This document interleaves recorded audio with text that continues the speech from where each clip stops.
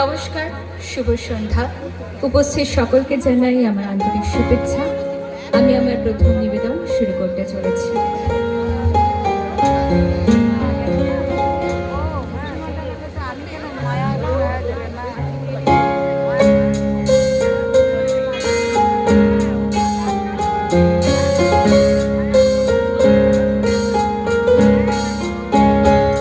তুই চিরদিন তোর দরজা খুলে থাকি, সবাধান গোনার হিসেব গেল রাখি।